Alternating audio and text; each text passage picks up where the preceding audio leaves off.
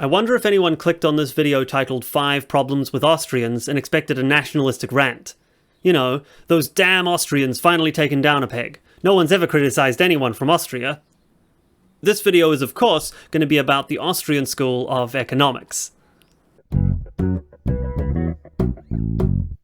I have learned a lot from Austrian economists. I've watched more Mises Foundation content and read more books about Austrian economics than I have any justifiable reason to, given that it's not my job or anything. I even agree with the Austrian view on many, many issues. But I think that I have strong enough and fundamental enough disagreements with that particular school that I can't really call myself a proponent of it. This is important because I'm a libertarian, and the Austrian school is very popular amongst especially the most extreme libertarians. I'm about as extreme a libertarian as you can get, and yet I am decidedly not Austrian. So, without further ado, let's get into those 5 problems that I have for you today with Austrian economics. I'm going to keep this list to 5 disagreements in order to keep the video at least plausibly watchable to the average viewer. Also, for the average viewer, I'm going to be explaining quite a lot of the economics so that even if you don't know any economics, you should still be able to follow why I have the disagreement I have. But I am also going to get in depth enough so that hopefully if you are an Austrian, you'll come away with some healthy questions about that school. Okay, point 1, praxeology. Okay, so the Austrians use praxeology. You had a whole lecture on this already, but let me just put it in different words. So, of course, the Austrians think that economic laws are necessarily true, so long as you did the deduction process correctly, that it's not that you could go out and see a counterexample to an economic law. And the analogies we always use are with geometry. That's the one that really clicks with people, that I can show you the Pythagorean theorem, I can prove it, and if you think it's wrong, the point is not for you to go out and start measuring triangles. The point is for you to look at the steps in my proof and say, wait a minute, you went from step 3 to step 4 and you said this, but I don't think that's justified. Right? Result 4, line 4 in your proof does not follow from line 3. That's the way you would attack me. You wouldn't go out and try to measure triangles, all right? Because if the proof is true, there don't exist triangles that violate the proof, right? Because that's how proofs work. So in the same way, if as Austrians, if we say other things equal, if the price of a good goes down and the quantity demanded goes up, you don't need to go out and start looking at statistics of prices and quantities. Because first of all, the way we get out of that is the phrase other things equal. And the point is, once you know what those terms mean and you think through the logical implications, that result, the law of demand, has to be true. Now, it might not be useful. We can spin out all sorts of tautologies that might be totally irrelevant. But the point is, it's not that you are going to test them the way, in contrast, in the natural sciences, the physical sciences, you do have to go out and do experiments. That is, of course, the great Bob Murphy on what praxeology is, the method of logical deduction of economic laws. I want to start by pointing out that there are 2 ways that you could interpret that. There's the more extreme interpretation, which is that you can make statements about the real world and using nothing but logical deduction determine whether they're true. The less extreme interpretation is that you are simply making plausible logical frameworks, and while the statements you make may be true within the bounds of that framework, you would then, of course, need to test them against evidence to determine whether that framework really reflects reality in any significant way. That first interpretation, that you can make necessarily true statements about the real world on logic alone, to me seems obviously false. Even the example that Murphy uses, the Pythagorean theorem, can't tell you anything about the real world without evidence to back it up. It is true that you can prove mathematically the Pythagorean theorem, and you don't need to measure any triangles in the real world in order to do it. However, the Pythagorean theorem doesn't actually say anything about real-world triangles directly, only about these hypothetical perfect triangles that exist in theory. Basically, you come up with this logical framework that includes a hypothetical 3-sided shape that exists in your theory, and you call it a triangle. It includes 2 sides that are shorter than the other one with a right angle there, and it also includes the deduction that the 2 shorter sides squared, added together, equals the longer side squared. But you can't tell whether any of the real-world objects you encounter match that hypothetical perfect object that you have in your theory. In fact, they almost certainly won't. That angle is probably not exactly a right angle. It's probably at least some fraction of a degree off, and the sides are probably not exactly and perfectly straight. You can still apply the Pythagorean theorem to a real object that seems to closely resemble the theoretical triangle and see if it works. Then, if it does, that is evidence that your theory does seem to describe parts of the real world. Similarly, the law of demand that Murphy mentions might be logically consistent, but to determine whether it actually describes something about the real world requires evidence. The law of demand, as Murphy put it, is that if the price of a good goes down, then the quantity demanded goes up. A general argument for this is that there will be so-called marginal potential buyers, which are people who are just barely not willing to purchase the good. It's just barely not worth it at that price.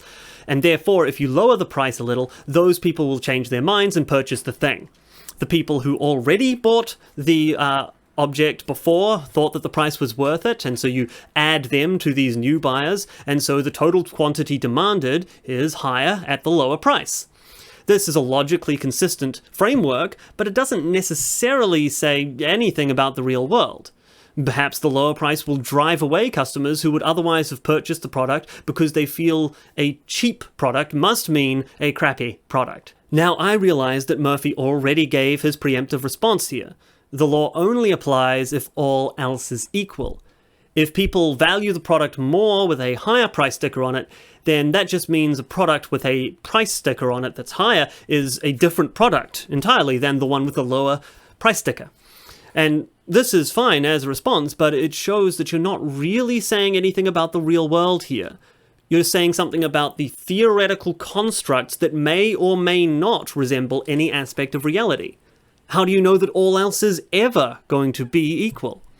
But what you can do is then take that logical framework that you've built, that you call the law of demand, compare it to actual price changes in the real world and see if it does a good job of predicting how people respond. And it turns out that it often does. So the law of demand is pretty good.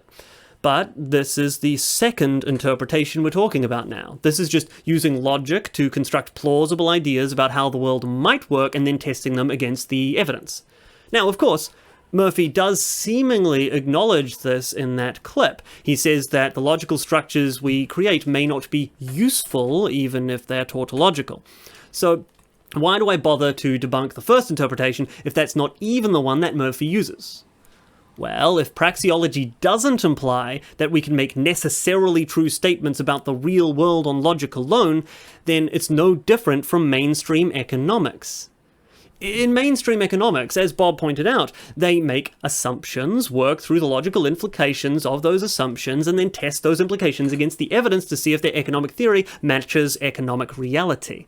So either praxeology is saying that you can make statements about the real world based on theory alone, which in that case is wrong, or it's simply a renaming of what mainstream economists would call economic theory, and does not provide any meaningful distinction between the Austrians and mainstream economists that Austrians claim it does. 2. Rationality. Okay, let me give one more clarification on what Mises means by this idea of action, which you might call purposeful behavior. It has to do with this word rational. All right, and so again, I'm trying to make sure you don't get confused with what other economists are doing compared to the Austrians, that some economists say, oh, well, economics, it's kind of assumes people are rational. Let's see how far that gets us in terms of predicting human behavior. And then, in the real world, people aren't totally rational, but that's a good benchmark, to sort of give us a frame of reference. Again, that's not what Mises means. Purposeful behavior means when people have a goal in mind and they choose a means to try to achieve that, whether or not their means is a good one, is successful. Okay, so if you see people doing a rain dance, and we, with our view perspective, think that since those people don't understand meteorology, dancing around like that and chance-doing things, that's not going to make it rain. Nonetheless, that is action. Okay, because you could say, why are they doing that? It's not just because of the laws of physics or chemistry or biology. We can say, oh, because it hasn't been raining, they're concerned that they're going to lose the crop, and so that's why they're doing this ritual, because they believe, perhaps we would say erroneously, that doing that will cause it to rain, right? So they have goals in mind that they're trying to achieve, and they're using their minds, their reason, to try to achieve them, even if we happen to think that the means they're picking are not really going to be successful in this particular example. The problem here is that if you don't have any assumption that people are using the correct methods to achieve their actions, then no useful economic statements are possible. Let's consider one of the simplest economic insights, that a mutually agreed upon trade benefits both parties. This is something I agree with, but if rationality only means purposeful, that you had an intention, not that you were sensible or prudent, that you took the right method to achieve that intention, well then you have no reason to say that a voluntary trade benefits anyone.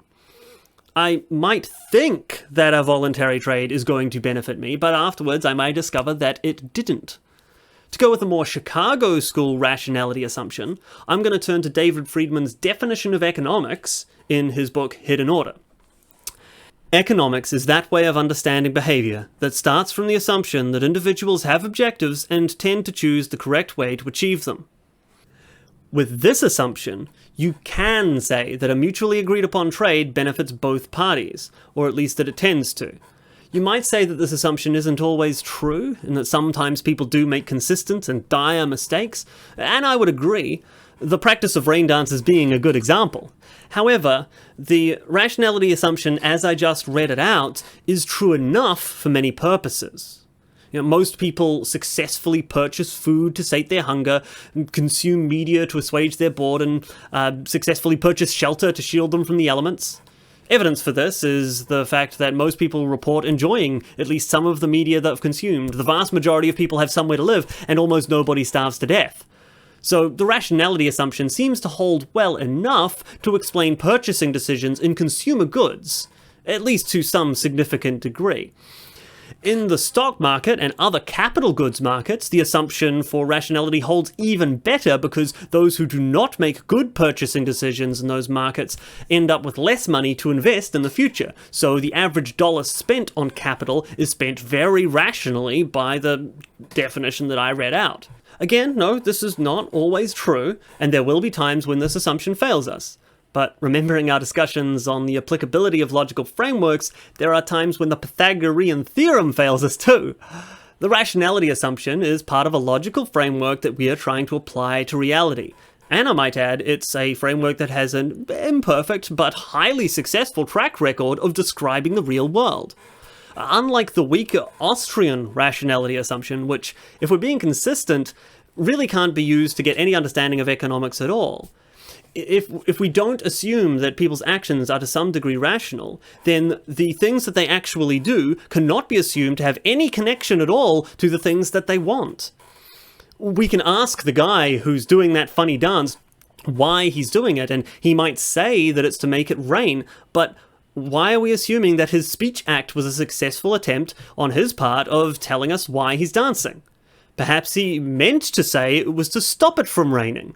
At some point, to make any attempt to understand the behavior of actual people by reference to their intentions, you must assume that people's actions are successful, at least to some degree. 3. Indifference. Mainstream economics often steals Austrian ideas, and often doesn't credit the Austrians for it. This is something that Austrians often complain about, but I think stealing ideas is a good thing. And in fact, I want to criticize the Austrians for refusing to do so, even when the mainstream ideas are valid. For example, indifference curves.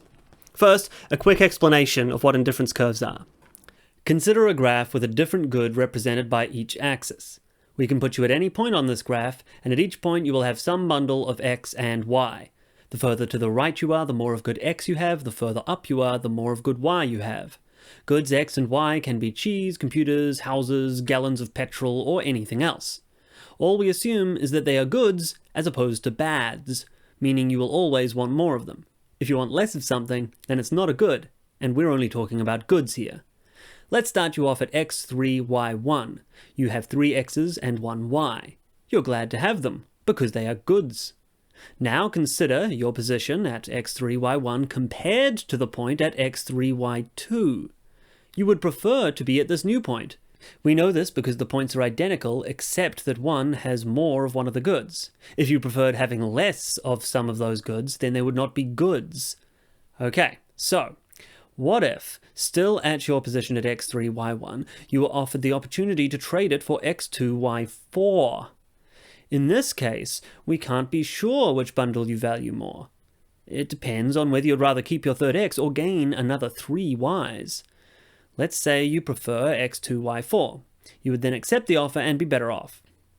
Now, what if you were instead offered the opportunity to trade from x3, y1 to x2, y2? Do you still want to trade now that you're only being offered one additional y for your third x? Let's say that you do not. Your third x is worth more to you than one measly y.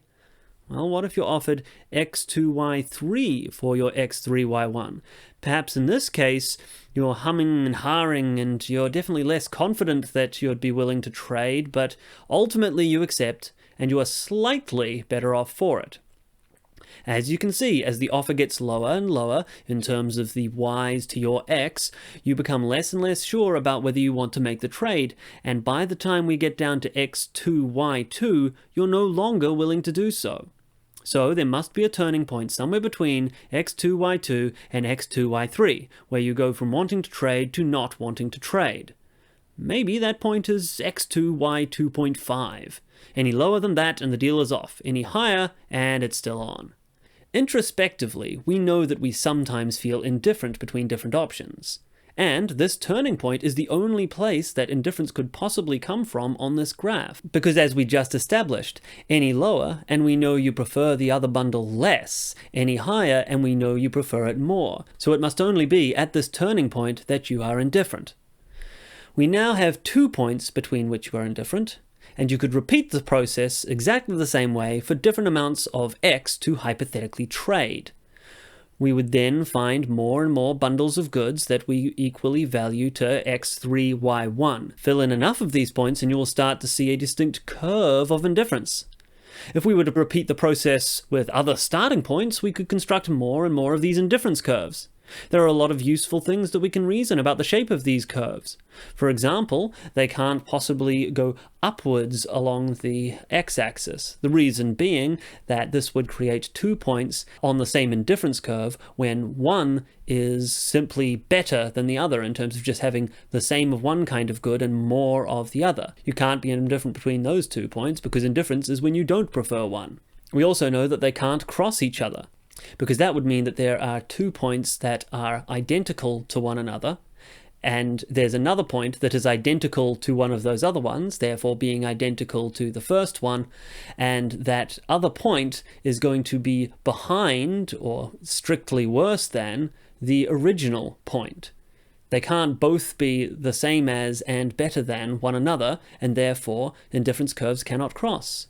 We can even reason more and more by adding in a budget line where we draw a line representing the amount of each good you can afford, and we can create an Edgeworth box by drawing an inverse indifference curve on an inverse set of axes showing where people will bargain to. All of these things are quite useful and interesting, but the main thing that I want to get across here is simply that this is a theoretically valid construct. In his work Man, Economy and State, famed Austrian economist Murray Rothbard has the following criticisms of indifference curves. The tendency to treat problems of human action in terms of equality of utility and of infinitely small steps is also apparent in recent writings on indifference maps. Almost the entire edifice of contemporary mathematical economics and consumption theory has been built on the indifference assumption. Its basis is the treatment of large-sized classes of combinations of 2 goods between which the individual is indifferent in his valuations. Furthermore, the differences between them are infinitely small, so that smooth lines and tangents can be drawn.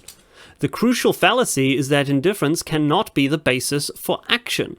If a man were really indifferent between the 2 alternatives, he could not make any choice between them, and therefore the choice could not be revealed in action. We are interested in analyzing human action. Any action demonstrates choice based on preference for one alternative over others. There is therefore no role for the concept of indifference in economics or in any other praxeological science. From Man, Economy and State by Murray and Rothbard.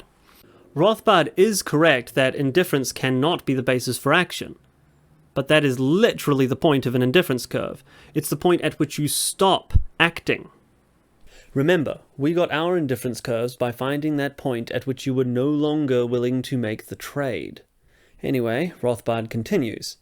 If it is a matter of indifference for a man whether he uses 5.1 or 5.2 ounces of butter, for example, because the unit is too small for him to take into consideration, then there will be no occasion for him to act on this alternative.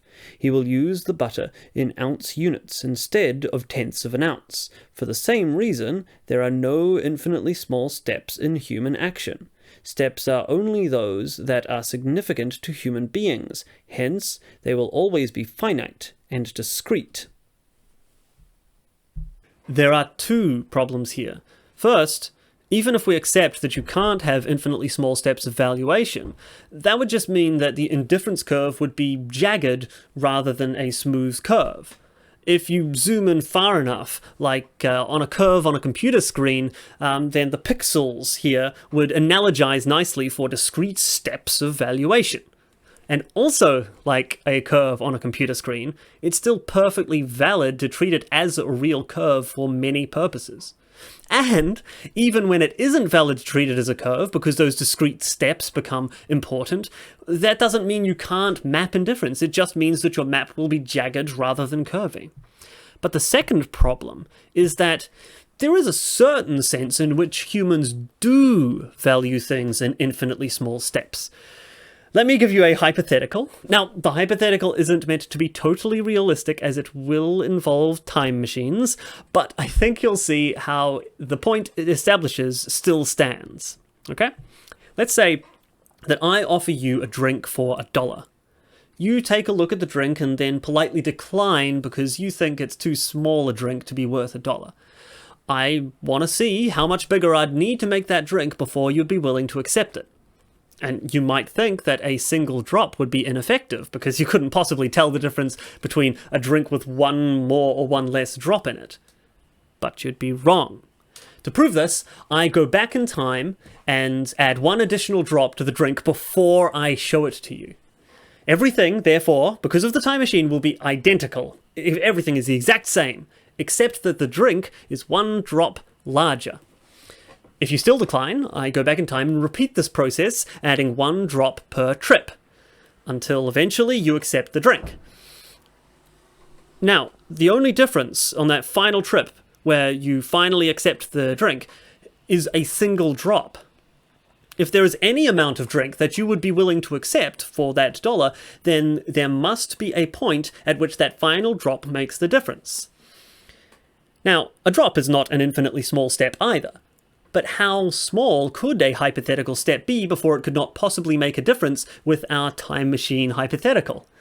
I would argue there is no such size. Even a single molecule or a subatomic particle or whatever must be able to be the difference between you accepting the drink and not accepting the drink.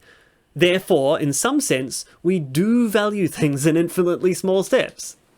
So, I don't think Rothbard's criticisms work. Indifference curves are still valid, and if Austrians are upset about mainstream economics stealing their good ideas, then Austrians should go get revenge by stealing the good ones from mainstream economics. It's only fair. Number 4, subjectivity. Austrians will often point out that they have this subjective theory of value, the idea that value is just a subjective thing that each individual holds. And they're correct. But no serious economist that I've heard of actually denies this. The example that I'm going to use, though it's perhaps a bit obscure, is the one that recently bothered me when I found myself reading it. It comes from the end of a 1997 review of David Friedman's Hidden Order, which is the Chicago School economics book that I quoted from earlier. The review was published by the Foundation for Economic Education, so it is a serious and respected Austrian source. Unfortunately, before Friedman gets to the fun stuff, he spends a third of the book getting bogged down with David Ricardo's debunked labor theory of value, which Karl Marx embraced. Friedman writes, "Price equals both cost of production and value to the user, both of which must therefore be equal to each other. Subjective value, the insight of the Austrian school, is never mentioned. If value exactly equals price, why would anyone ever make the trade? Besides, what I pay for an item or service does not depend on how much it costs to be produced, but the value I place on that item in that particular moment. It's from Douglas French in his review of Hidden Order by David D. Friedman, published by FEE.org. Intentional or not, this is a straw man of what neoclassical economists actually believe. It's not that neoclassical economists believe that changes in costs will equate to a change in value, rather that a change in the costs or price will equate to a change in marginal value. For any good, there's some minimum price that sellers are willing to sell at, and at such a minimum price there are those buyers who are just barely valuing that good enough to be willing to buy it, right? You know, the buyers who would not be willing to buy if the price rose just the tiniest bit, because at that point that price would exceed their subjective valuation of that good. These buyers are called the marginal buyers, a familiar concept. If the price were to increase and the marginal buyers were no longer willing to buy, then the new people who are just barely willing to buy at that new price are now the new marginal buyers, and they must value the good more than the people who were just excluded from the market did. This means that the value placed on the good by the marginal buyers is now higher than it was before the price increase. It's not that people's subjective valuation of the product has increased. Instead, the people who valued the good less were excluded from the market, and therefore the marginal value, the value of the good to the marginal buyers, is now higher. This is the sense in which cost does affect value. It affects the marginal value. Neoclassical economists do not say that the value which individuals place on goods is determined by cost. In terms of labor costs or anything else, David Friedman actually clarifies this several times in the book that the author there was reviewing, so there's really no excuse for this misunderstanding. As for the question of why anyone would make a trade if value exactly equals price, the answer is that they wouldn't. But they would if the marginal value equals price. Because those who value the good more than the marginal value would purchase it, and those who value the good less than that marginal value would not. Now, perhaps you think that the end of a book review from 1997 is an insufficiently prominent source for me to be responding to here, and to be fair, I did only pick it because I'd read and enjoyed Hidden Order, and I wanted to see what the Austrians thought about it, so I found a review from a respected Austrian source and then promptly got annoyed by what I'd read. But the fact remains that the subjective theory of value is often held up by Austrians as a distinguishing feature of their work. And yet, the mainstream economic explanation of value is perfectly consistent with it. The fact that I embrace the subjective theory of value is not a way in which I'm more Austrian or less neoclassical in my economic views. Number 5. Utility. The so-called Free Enterprise Chicago School. Now let me draw you my antitrust thing. Can I do this? No, I better get a fresh sheet of paper. The way they do it, here's the average cost curve, here's the marginal cost curve, here's some sort of demand curve, and here's a marginal revenue curve, the average revenue or demand, here's quantity, there's price. This is the ideal place. This I'll call C for competition. There's where the perfectly competitive firm will be. But the monopolist, dirty rat, will be where marginal cost hits marginal revenue. And here's the price of the monopolist, and here's the quantity of the monopolist, here's the... Is this clear enough to see? Well, those of you that are used to this will know that I'm doing it, and those of you that have never seen this before, I don't know what to say. Here's the price of the competition, and what they say, the problem is that here is M for monopolist, and the indictment of the monopolist is higher price, lower quantity, profits are earned because there's a difference between the demand curve and the average cost curve, so this is profits. But the real thing that they hate is this thing called dead weight loss. This triangle here, call that K, so it's KMC, is the dead weight loss, and they just hate that with a purple passion. And what they say is that they should be producing at QC, but they're only producing at QM, they're withholding. They're engaging in restrictive practices of some sort, and they've got all sorts of laws about this. But this is just interpersonal comparison of utility. This is just cardinal utility. What they're saying is that we value the product, this area here, let me get another pen. We, the consumers, value this product, that area. Is that clear? Maybe I'll go like that, that area. And this isn't really clear. Let me try again. It got too busy.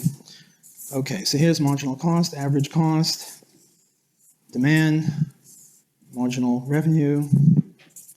And this triangle here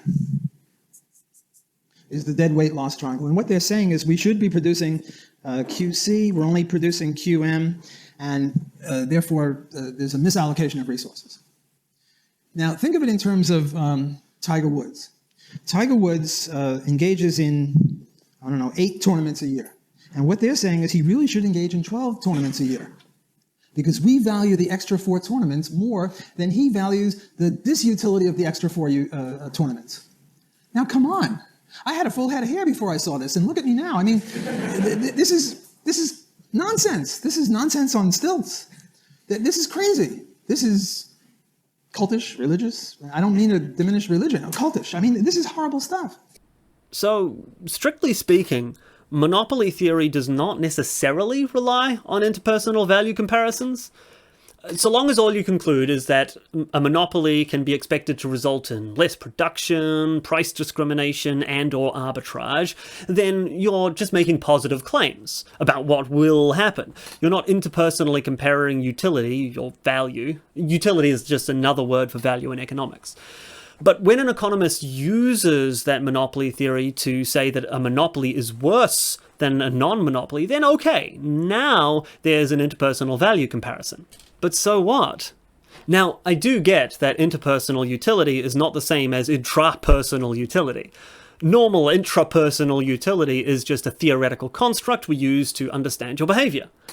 If you buy a red shirt instead of a blue shirt, we say you get more utility from the red shirt, as really just another way of saying that you prefer the red shirt. It doesn't imply that utility is a real thing that must be examined, and certainly doesn't imply that we can tell who has more of this purely theoretical stuff. Utility is just a way of explaining your actions, and whose actions would be explained by interpersonal utility. There is no actor who experiences the utility across 2 different people and takes action based on that. At least not directly. But while we don't experience the 2 people's different judgments of value ourselves directly, we do operate on the basis of interpersonal utility judgments all the time. Let's say you have 2 friends and 1 spare beer. One of the things you might use to determine which one you're going to give the beer to is who you think would value it more. That's an interpersonal comparison of value, on which you are making a decision. That's just a simple one, though. Let's take a more complex example. Let's say you're thinking of donating to one of 2 different charities that are going to do 2 different sets of things for 2 different groups of people. Which charity you donate to might be determined by which charity will produce the most net benefit for the people involved. There, it's interpersonal comparison of values again, but since it's a very complicated comparison, you might want to use some economic theory to help you figure out which value should be prioritized more highly. Now, it's true that you are implicitly setting some kind of exchange rate there between the values of the different people. Standard economic models would generally assume that $1 a benefit is $1 a benefit no matter who it goes to. So in that monopoly model, it's showing that assuming $1 is just as useful for anyone else, the net benefit to everyone is reduced by the size of that deadweight loss under monopoly conditions. Maybe you think that $1 is more useful to a poor man than a rich man, so you need to figure out how wealthy the monopolist is compared to his customers before you can determine the answer. Or maybe you think you have some other kind of exchange rate that you'll want to use in your economic analysis. But however you look at it, we take action to achieve a net benefit to multiple people all the time. And therefore, we do accept that interpersonal value comparisons are in some sense valid. Well, economics can help us to do those comparisons better, if we're willing to apply it. Now, if you're an Austrian still resisting this point, let me ask how you can justify an economic criticism of the government. Or any other band of thieves, for that matter. Using economics can show that the government provision of services will be of lower quality and higher price than the private alternatives. I mean, heck, we could do that using the very same monopoly model that Professor Bloch was just criticizing there. But why should we assume that this means we shouldn't have government control of some given service? The government and their cronies would benefit from it at the expense of everyone else, and the expense to everyone else would be higher in dollar terms than the benefit to the government and their cronies. But if we're to use Bloch's logic, that shouldn't be taken as a reason to oppose government provision of services. To say that a large monetary expense to the people outweighs a small monetary benefit to the government would be interpersonal value comparison. Now, I understand that any Austro-libertarian might have an alternative criticism of government services on the grounds of, say, deontological ethics, which I'll criticize some other time. But even if those other criticisms are valid, they are not economic arguments. I just want us to recognize the fact that refusal to admit any validity of interpersonal value comparisons renders all economic arguments against the state incoherent. The one final way you might attempt to salvage these economic arguments without comparing values interpersonally would be to appeal to Pareto improvements. Pareto improvements, for those unaware, refers to any event in which at least one person benefits and nobody is harmed. If a beer magically appears in your hand and it doesn't affect anyone else, then that would be a Pareto improvement, because you gain a beer, nobody else loses anything. We can tell that this is a good thing without appealing to interpersonal value comparison, because there's no negative utility that anyone is getting that needs to be balanced out by this positive utility to you. It's just a positive utility to you. Pareto improvement is a useful concept because voluntary trades are Pareto improvements, at least with respect to the utility derived from the property we own, and assuming both parties are rational. That goes back to our rationality discussion, but I mean the Chicago version. If you and I trade, each of us must value what we got more than what we gave up or we wouldn't have traded. Two people are therefore made better off. Nobody else is made worse off, so that's a Pareto improvement, at least with respect to that property, the property of the people who are engaging in the trade.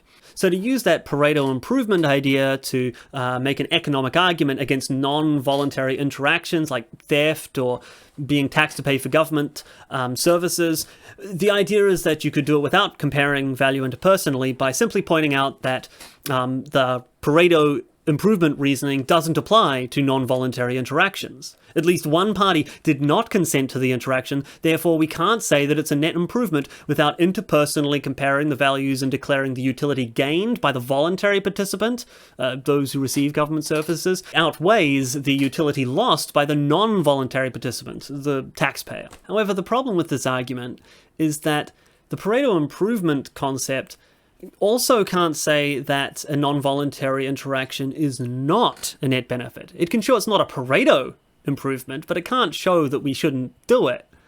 It's not counter to the logic of Pareto improvements that a non-Pareto improvement is nonetheless a net improvement. Perhaps the value to the thief really does outweigh the value taken from the victim. Okay, now let's switch gears and, for the sake of argument, accept that interpersonal value comparisons are valid. Well, now we clearly can show that a non-voluntary interaction should be expected to be a net negative, in most cases at least. A thief must expend some cost to steal, right? The victim must expend some cost and will expend some cost to reduce the chances that he will be stolen from. Only the remaining value gets transferred from the victim to the thief, and therefore there's a net reduction in total value to everyone. Now, that argument is assuming that an interpersonal value comparison is $1 to $1, that a dollar to me is a dollar to you. I could instead assume some different exchange rate and run the argument again, but in order to make any sensible economic argument for or against theft, I would need to compare value between people somehow. But again, given that we all do compare value interpersonally all the time, that more careful analysis of interpersonal value comparisons is not only valid, but useful. Okay, so I think I'm going to leave it there. I want to make it clear that every single one of the people that I've responded to here is a genius, and I have learned a lot from all of them. I don't want any of my criticisms here to be taken as my rejecting the many significant and positive contributions of Austrian economics. I also don't want this to be taken as my wholesale endorsement of neoclassical economics or even the Chicago School, as much as I like it. I could just as easily have done a video debunking bad neoclassical attacks on Austrian economics, but given the ubiquity of Austrian economics amongst my fellow libertarians, I thought it was important for me to explain why my disagreements with the Austrian school are so significant that I can't justify calling myself an Austrian at all. That being said, I do hope that some Austrians can give me a good talking to and correct some of my silly neoclassical mistakes, because it sure would be good to all be on the same team here. That's why I'm planning to do a hangout at some point soon with an Austro-libertarian for my Libertarian Infighting series. I haven't gotten anyone booked yet, so if there's an Austro-libertarian who wants to have a chat, please hit me up on Twitter at DannyCanTalk, and we'll set something up. Okay, that's all. Thanks for watching.